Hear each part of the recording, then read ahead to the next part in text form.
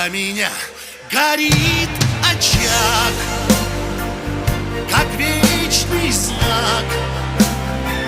Забыть